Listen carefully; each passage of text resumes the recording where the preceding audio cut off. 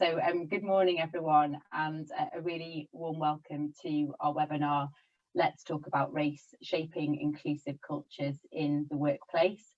We are delighted to see you all here today and really grateful that you've chosen to spend an hour of your morning with us, so thank you.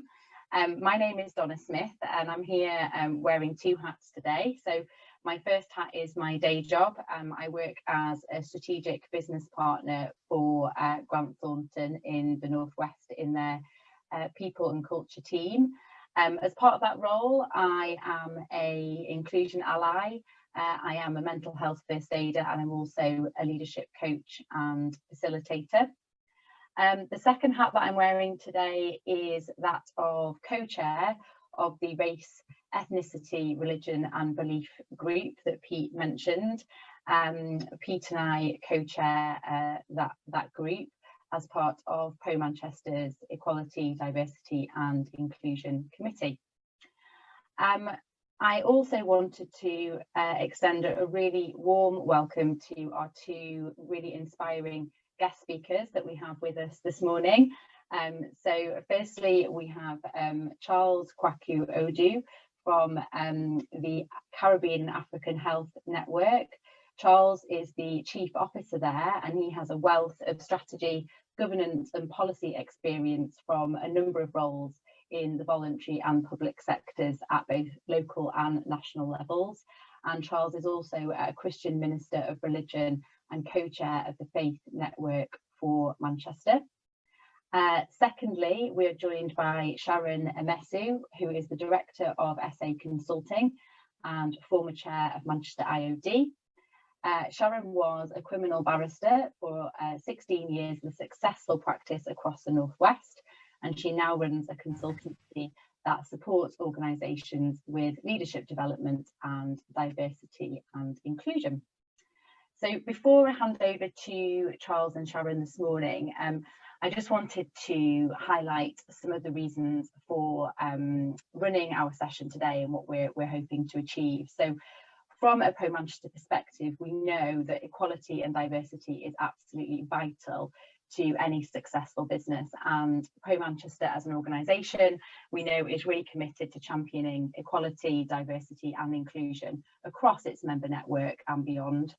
And as part of the Pro Manchester EDI committee, Pete and I have been working to work with representatives across the Northwest network. And some of the things we've been looking at very recently has been actually the diversity and representation of our own group to ensure that we can really help to start an engaging conversation across the business community. So there's three main areas of focus that we have been hoping to add value in. The first of those is to help develop a culture of equality, diversity and inclusion for as many people across the Pro Manchester network in a safe, constructive and really respectful way. Secondly, we are really passionate about sharing practical support with our members to equip them to help break down barriers, facilitate conversations about race, religion and belief, and take really positive action in each of our organisations. And the third area that's really important to us and particularly relevant, being that we are in Black History Month this month, is actually celebrating and really promoting the diverse backgrounds, heritage and the range of religious and wider beliefs that we have within our business community. So in terms of today's webinar, you will have seen from the overview of what we've shared so far, our focus is really to facilitate a supportive and practical conversation talking about race and how we can continue to shape inclusive cultures across our business community. And we acknowledge that we've made some incredible progress this year in developing inclusive cultures. But I think we also recognise that there still is so much to do. And we wanted to really ensure that we are, as a group, keeping the conversation about race in the workplace really at the front of everyone's minds. The final thing I wanted to say is, given where we are at this point in the week as a Greater Manchester community, I think we would really value the opportunity this morning to just connect with everybody. I think connection is something that we are really missing at the moment, and we would have loved this event to take place in person. So we just hope that as far as possible we can create a great conversation through the online medium this morning. And as Pete said, there'll be lots of opportunity to ask questions as we progress through the session, and we do really want to hear from all of you as well as from our speakers. And I will now hand over to Charles. Welcome and good morning. Good morning, and thanks for the invitation. Thanks everyone for making it. I have a few slides. I will not bore you with that. I'll whiz through that, quickly so that I can hand over to, Sharon, and then we can get into the Q&A.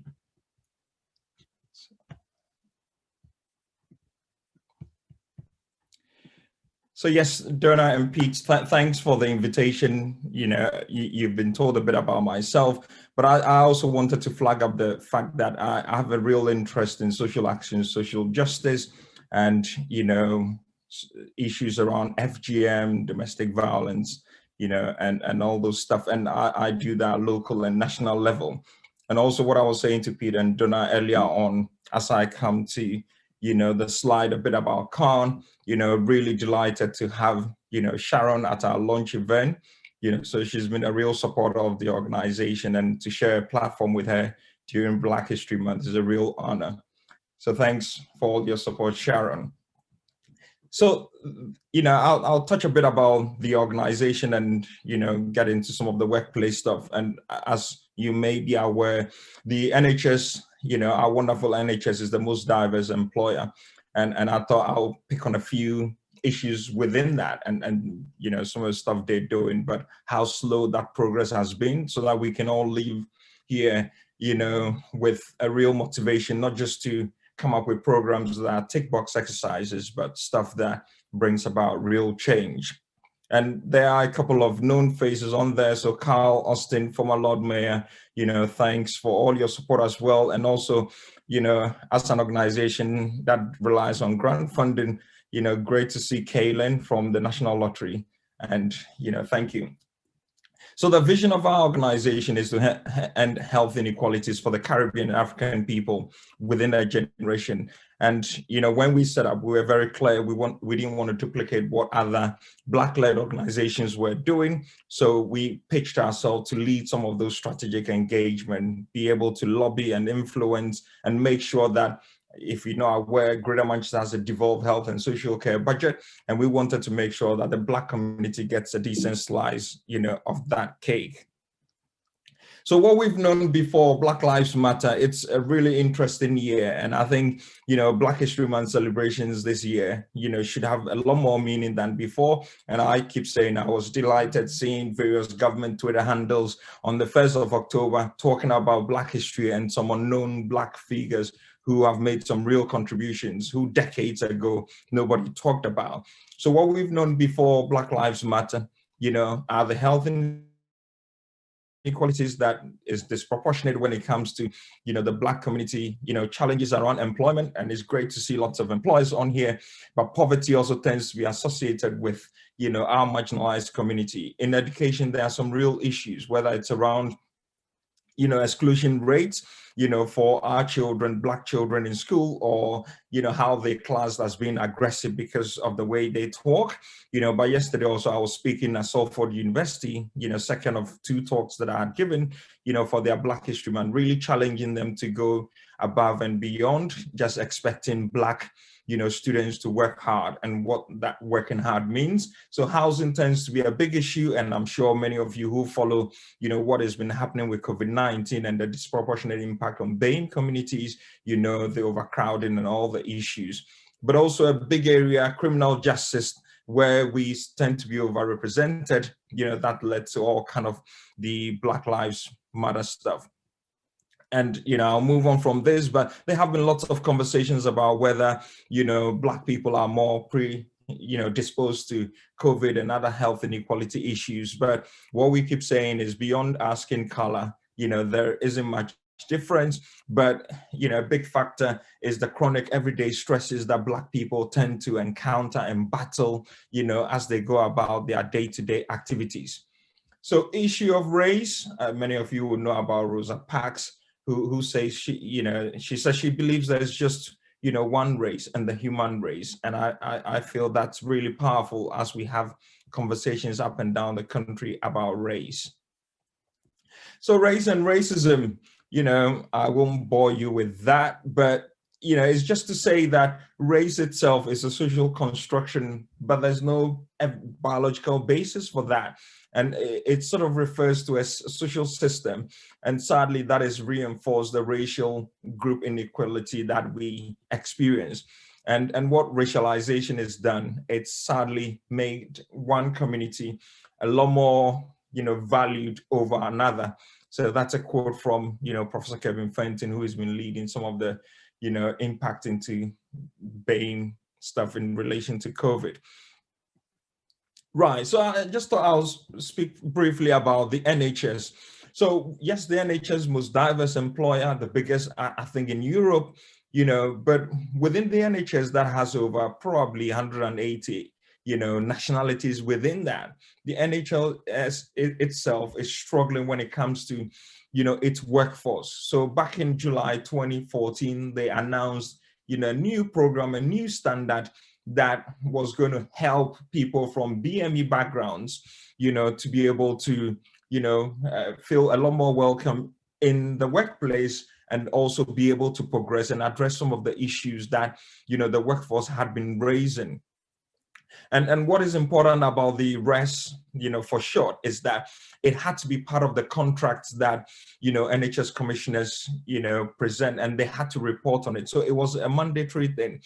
2017, 2018, there were, the first kind of 2 reports that were published, and that shows, some improvement, but you could see from their own reports that there was still much more work to do, when those reports were published, back in 2017, 2018, and sadly here and now, it's still the same. So in 2019, from their reports, the workforce, 19.7% of BME people make up the workforce of the NHS. Within a year, from 2018 to 2019, another 16,000 more people joined, the workforce within NHS across various trusts. But BME people, when it comes to very senior management roles, they are just 6.5% compared to the 19.7% representation. And, very senior management band, it just increased by 21 people compared to, the 16,112 people. And the highest, proportion is at the lower level. And, it's the same when it comes to acute trust, up and down the country. So why has that been the case? And I'll run through that quickly. So some of the barriers that have prevented Black people within our wonderful NHS that is very diverse, has been around decision-making, representation. The whole kind of benchmarking because of scarce resources happens, to take place against majority population rather than, accounting for different communities and different cultures and background. We know there has been consistent, discrimination within the, workplace setting, whether conscious or unconscious, and then lack of investment to the community as a whole.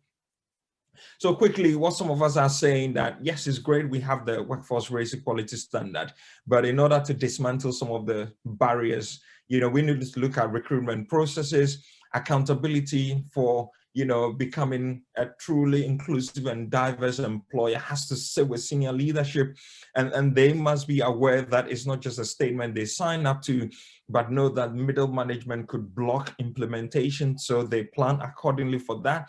We need to get better as ethnicity data monitoring and, the collection in itself. So ethnicity pay gap, it shouldn't just be a tick box exercise, just like we have, gender reporting on FTSE, 100 or so, or 250 companies.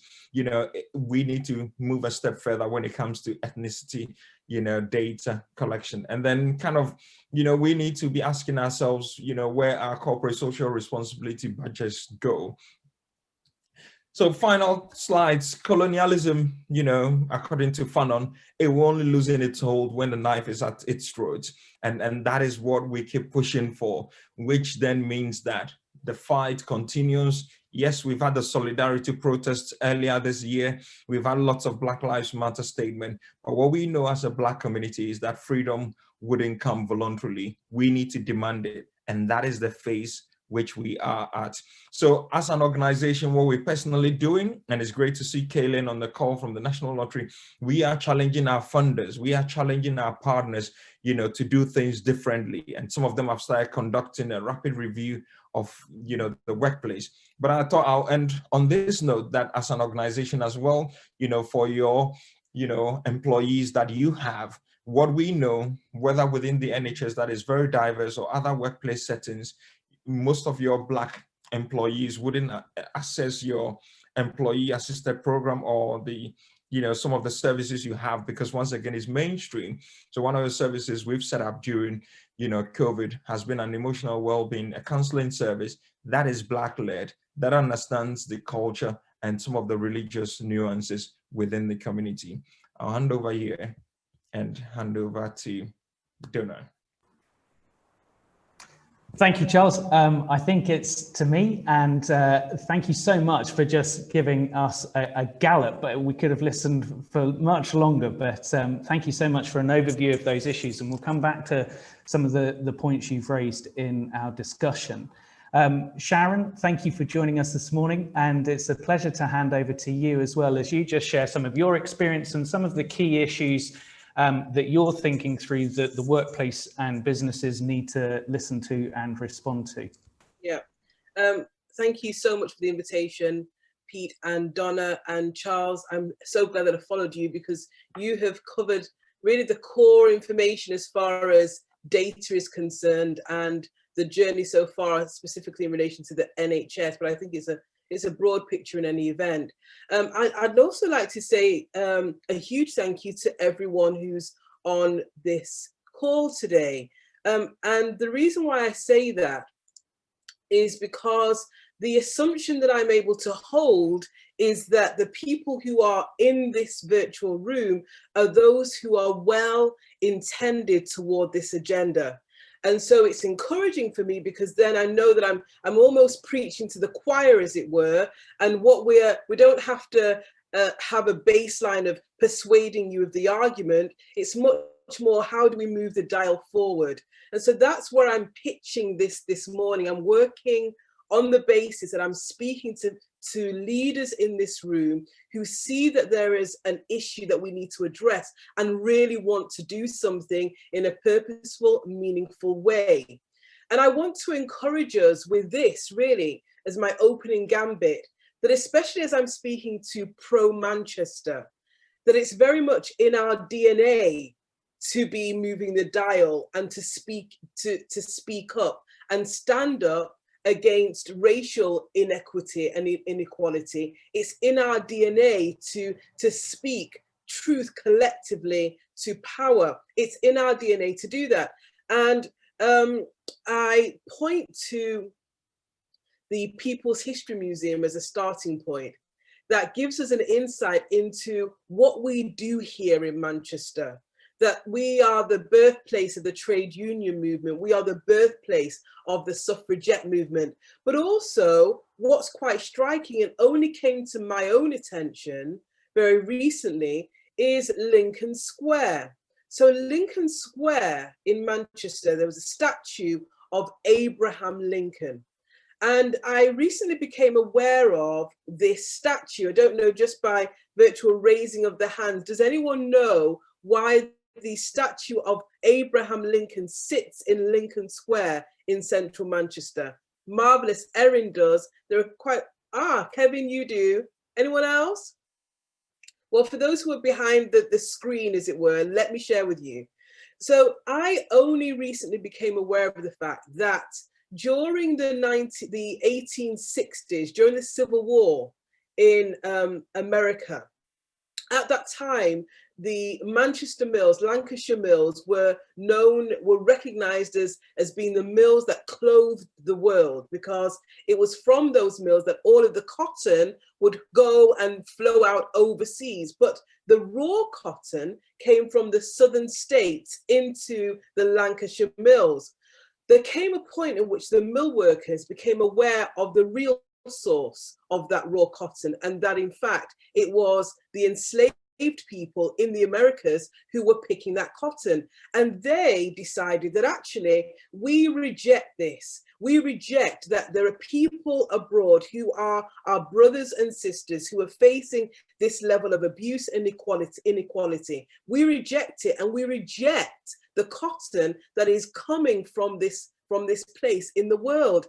And at the time, there were billions of pounds of cotton, mostly from the southern states, coming to Lancashire.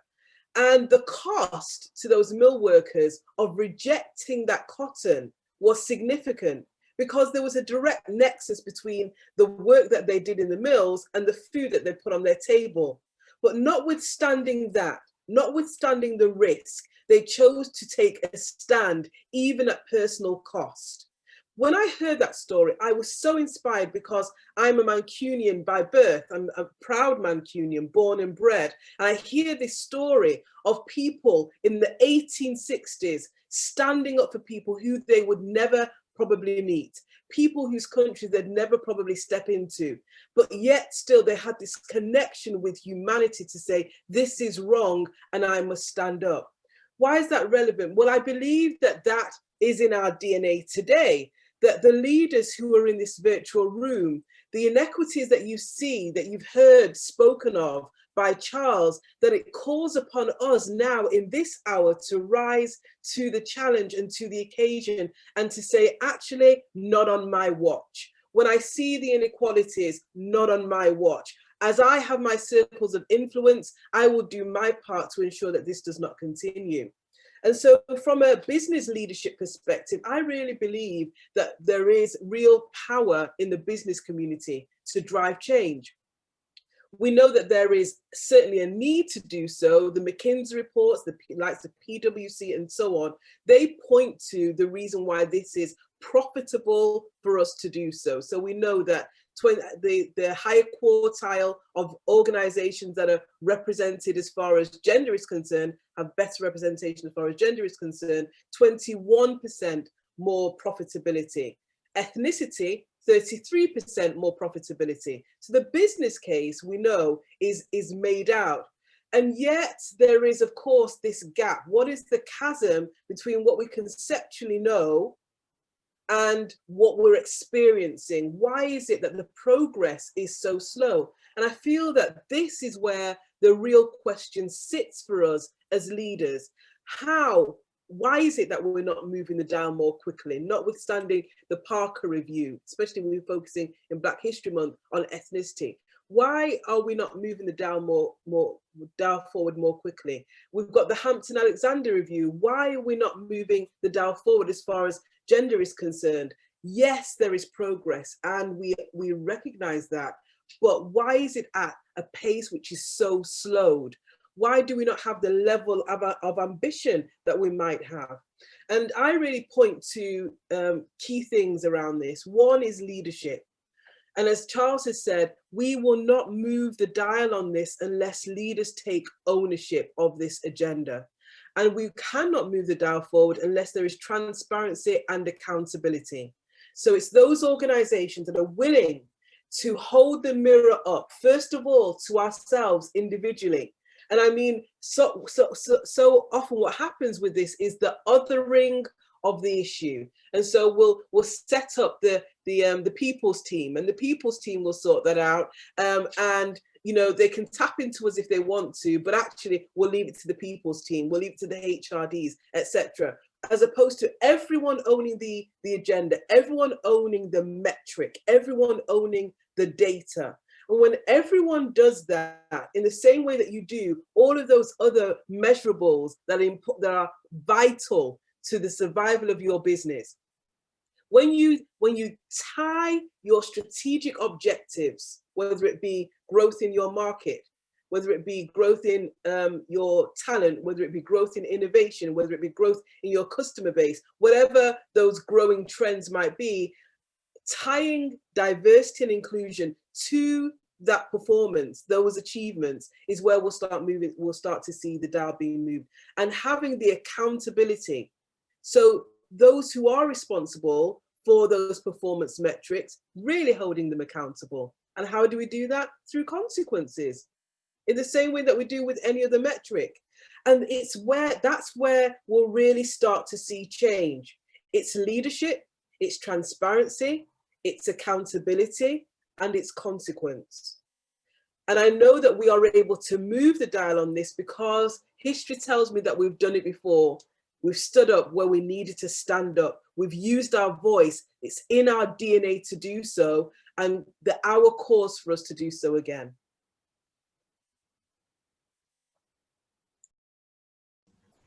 I deliberately allowed a dramatic silent pause just for that to sink in. Sharon, that was superb. Thank you so much for that just rallying call to help us engage more further. So as we move to the panel discussion, I'm going to invite Donna, Charles and Sharon to unmute themselves, and we'll just start to explore some of the issues you've covered there in a little bit more detail. And again, if you would like to, friends who are attending, if you want to drop in questions, I think you can either do that direct to myself, I'll keep an eye on the group chat, or to Pro Manchester, and Sean will be able to pick up those questions, as well as Donna as well.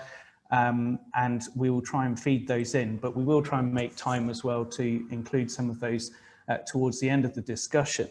But again, let's dive in. Looking at the issues you've raised, Sharon, you were talking there about business leadership and it needing to come from the top down. Charles, you showed through the NHS that obviously the workforce and proportionality of where we see ethnic minorities represented, the top and executive levels of employment are underrepresented for ethnic minorities. How do we really go about seeing significant change there? You've both mentioned qualitative and quantitative ways of measuring that. How do you respond? What have you seen that's been working well in your own experience on that level? So I can speak sort of directly to that. The qualitative measure is, of course, the obvious data. Who do you have in your organization and where? And that's easily trackable. You can see whether it be annual or biennial, you can check and see where are you on the scale. And I think actually, I know Rebecca Durant is on the call, and I know that Crow, where Rebecca hails from, has done incredible work on gender. And it might be useful, Rebecca, not to put you on the spot, but I know you've done some incredible work on gender in Crow. So if you could share that, that would be great. I'll just finish off my other point. But also quantitatively and qualitatively. And the reason why I point to this is because we can fall into this false assumption that once we've populated our organizations with all of these people, now they don't look like us, and we've got them in, that's it, we're done. But actually, it's what is their experience now they're in the organization. And so what often happens, and I see this, where you'll have people appointed to senior leadership positions, all right?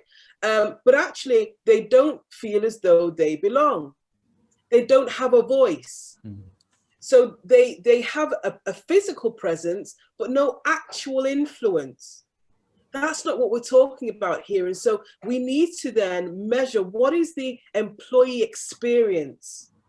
And you can measure that. You can ask those questions. Do you feel as though your voice is heard? Do you feel as though you've got opportunity to progress? Do you feel as though promotions are open to you? Do you feel as though there is a clear pathway for your career, et cetera, et cetera? You can measure that.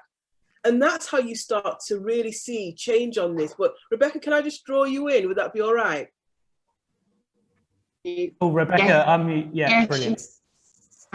Thanks, Sharon. So I guess what Sharon's alluding to is our Women's Empowerment Programme, which we have had going now for 3 years. We've just actually been revisiting our business plan phase 2.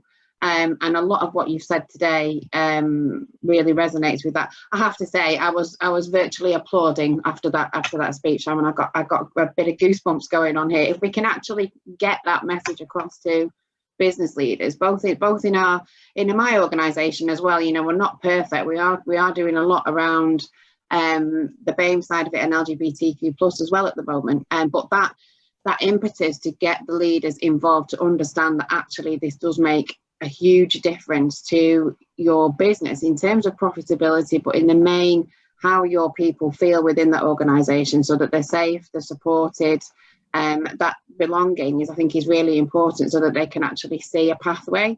And until we've got more role models within our leadership team to be able to demonstrate that, and that means everybody, as Sharon said, looking at themselves in the mirror and becoming engaged on it, we're not going to make a change. Change is slow. It is too slow. But you know, we've moved our leadership team up by I think it's 6% since we started this on gender.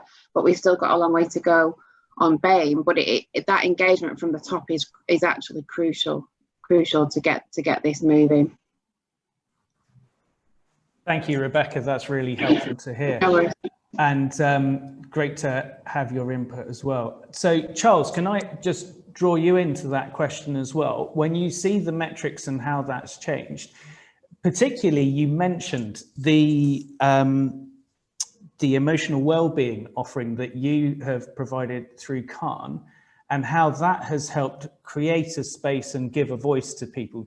Maybe you could just expand a little bit on that and how it ties in with really listening to people and responding to those issues of inclusion.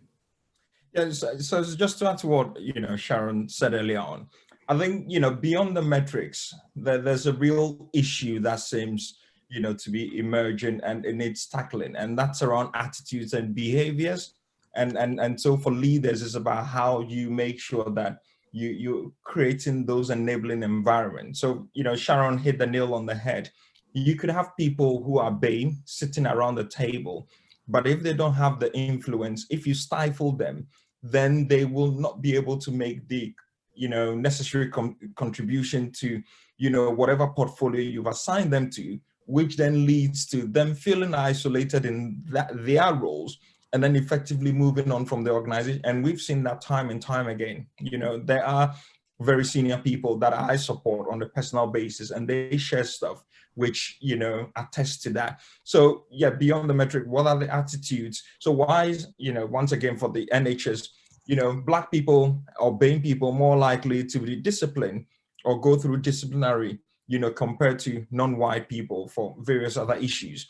So what we've seen, and the reason why we set up the counseling service, was we knew that, so at the heat of the pandemic, when the data was collected, we all got to know that those on the front line were also sadly, there were people who were losing, and sadly, once again, BAME workforce on the front line. So whether it's doctors or consultants, a lot more BAME people, sadly passed away.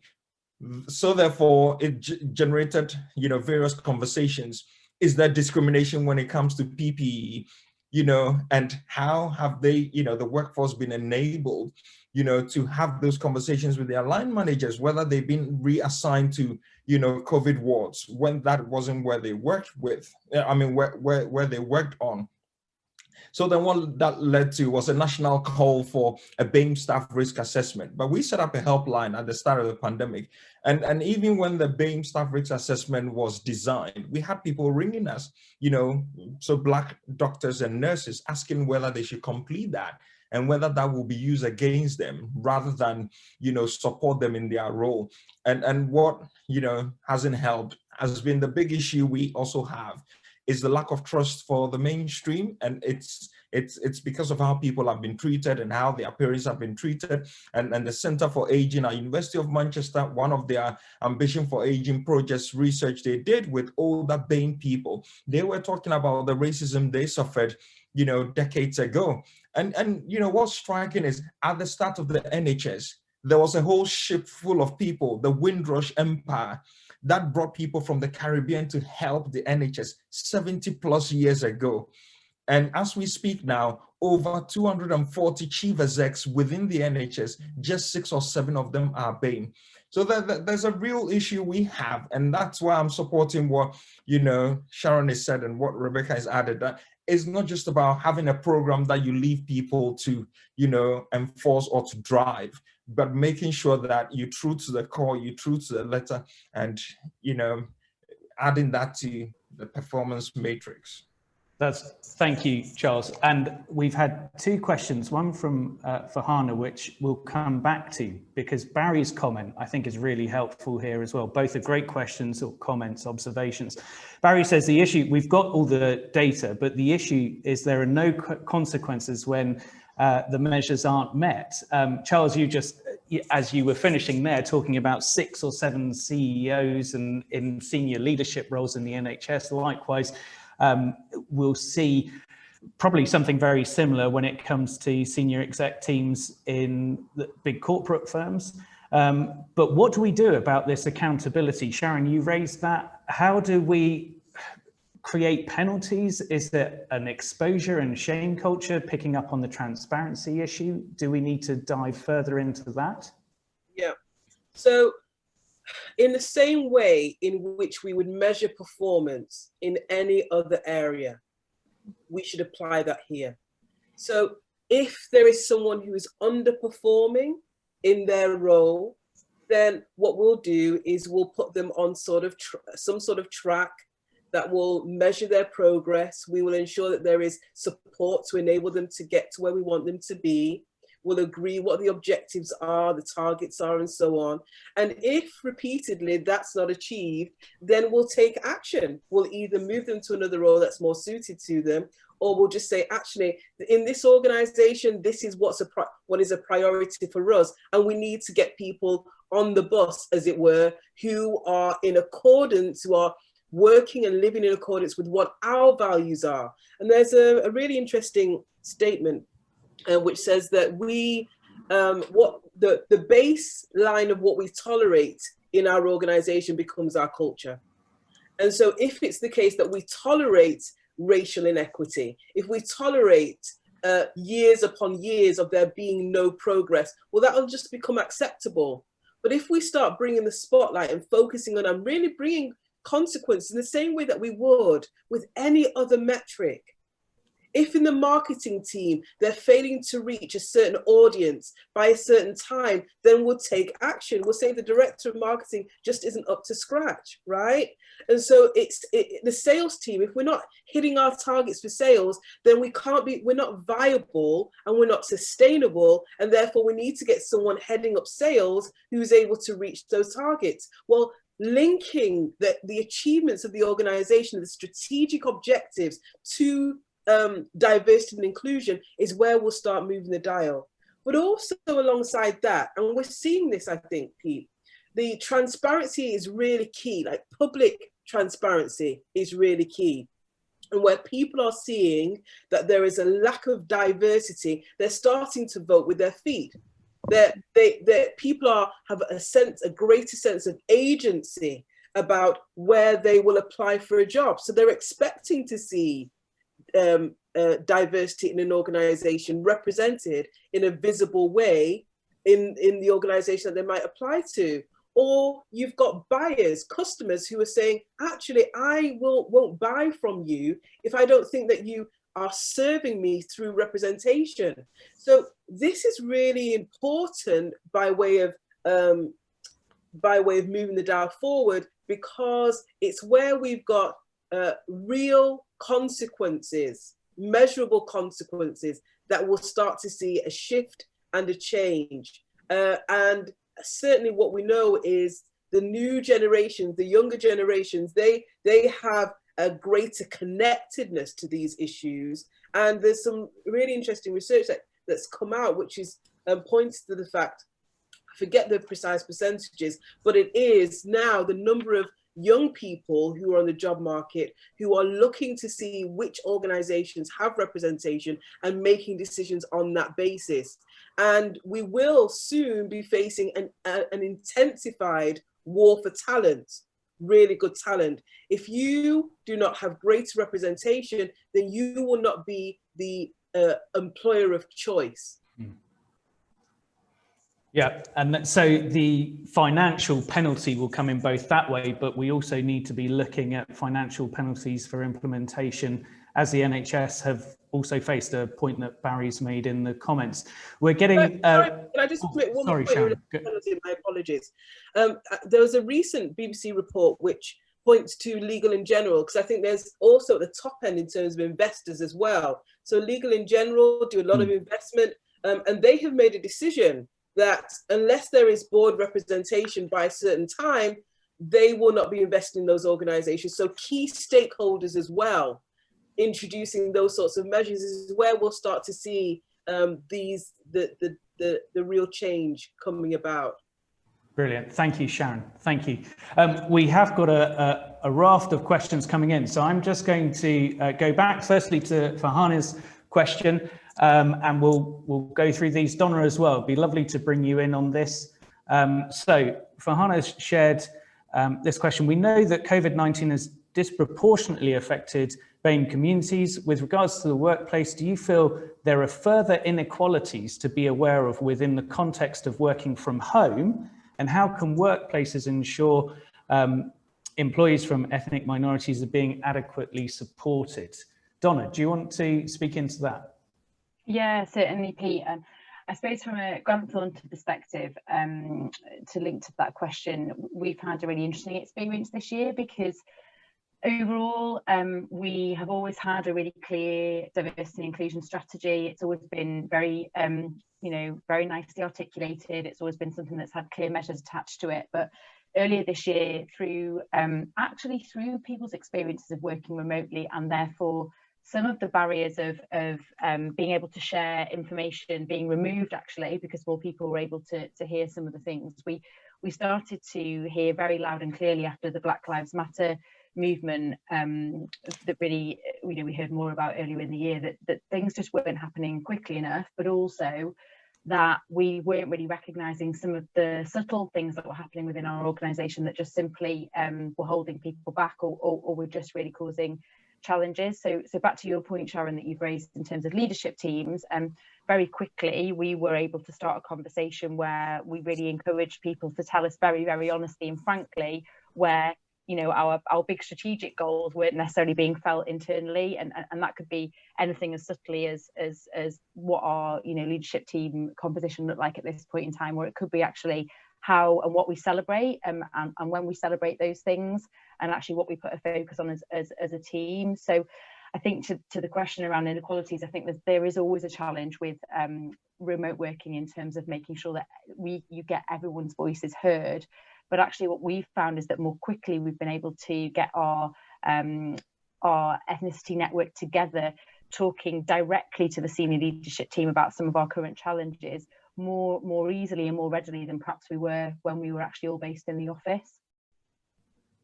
And just to build on that, Pete, actually, one of the examples of that has been, we had a reverse mentoring program which has been running for quite a long time at Grant Thornton. I know lots of organisations do this, but again, the percentage of our partner and director team that are now involved in those reverse mentoring relationships, and then the opportunities that's giving to amplify the voice of those reverse mentors to talk about some of the challenges we're facing, has been really quite incredible.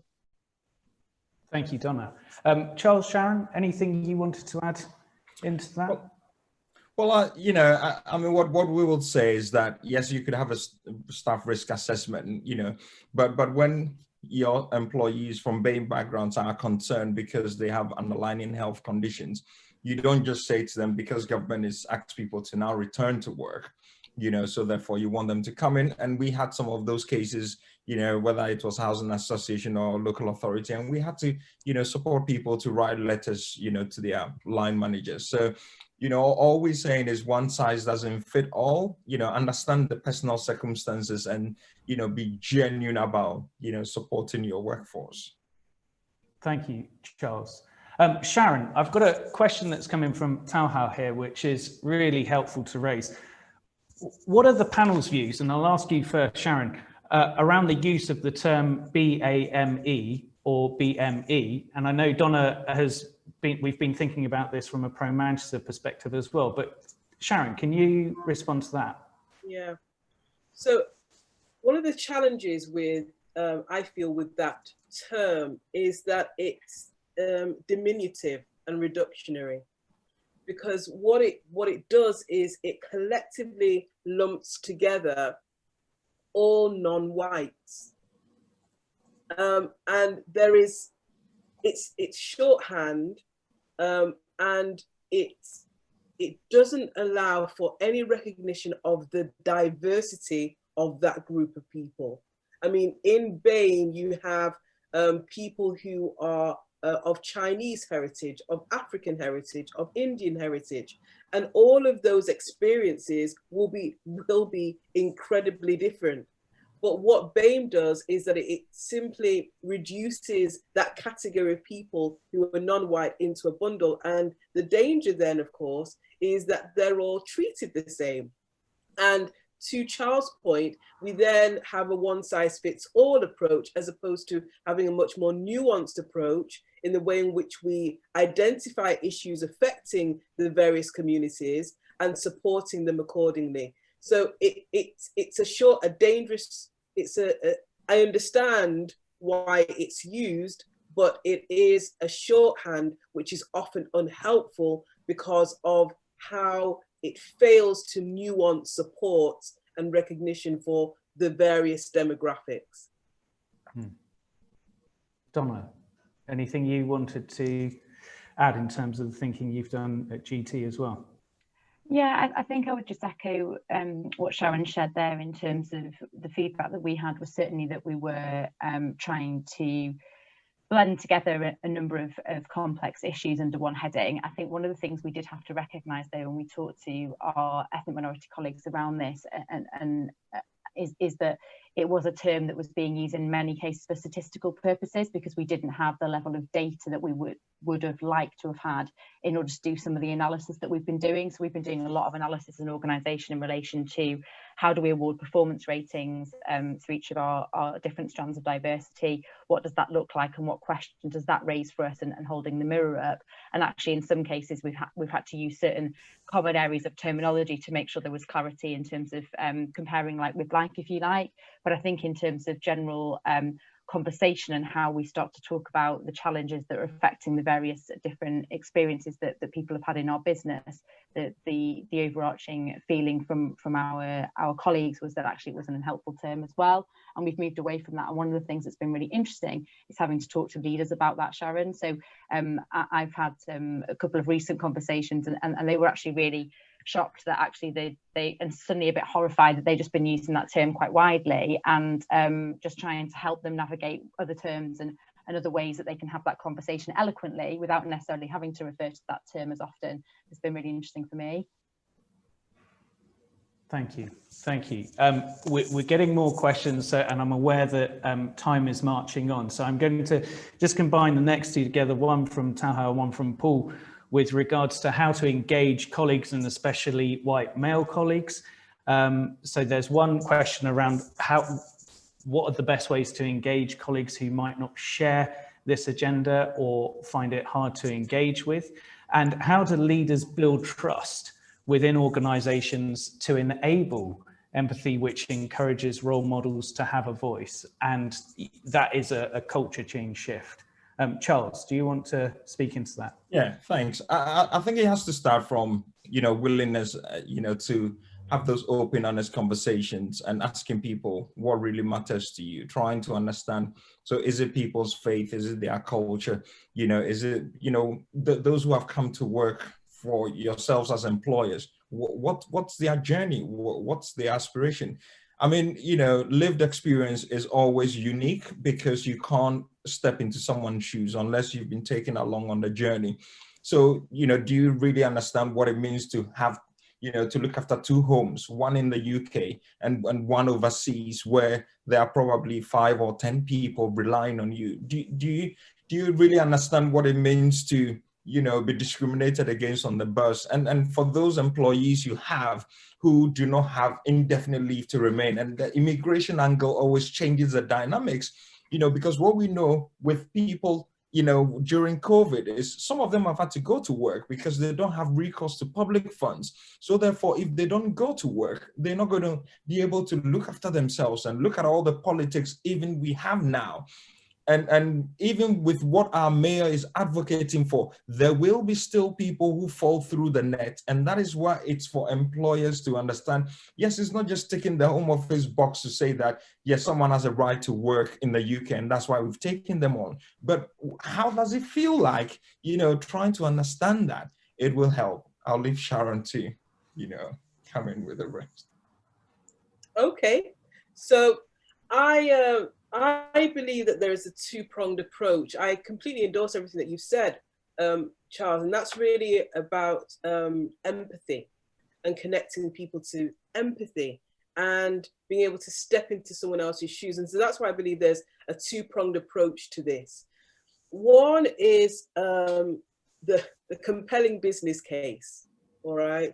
And so there is ultimately, the status quo cannot remain as it is because of the demand from the marketplace for change. And it's not simply to say, the train is moving. If you're not on the train, then you'll be left at the station. But there is a recognition that actually this is good for you, good for your people, good for your business, good for your organization. So there's that piece. But ultimately, what I do appeal to, in the same way that I sought to do when I opened, it's to appeal to our best self and encouraging people to live their values. Because fundamentally, this is my personal belief, and it's what I have been very keen to raise my children, the belief I've been keen to raise my children with.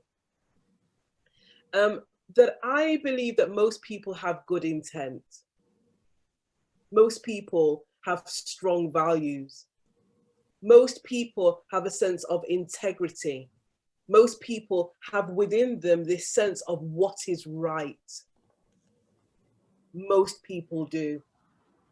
And so I believe that if we can tap into that, because I believe part of the reason why we're not moving as quickly as we would have done, or we could do, is because we've got a compliance mentality to diversity and inclusion. Well, we'll do the basics. We'll do what needs to be done, just enough to get by. Whereas if we tap into people's best self, much like what Charles has just been referencing, what is right here? What is the right thing to do? How are the people around you going to be impacted if there is no change? What is our moral obligation?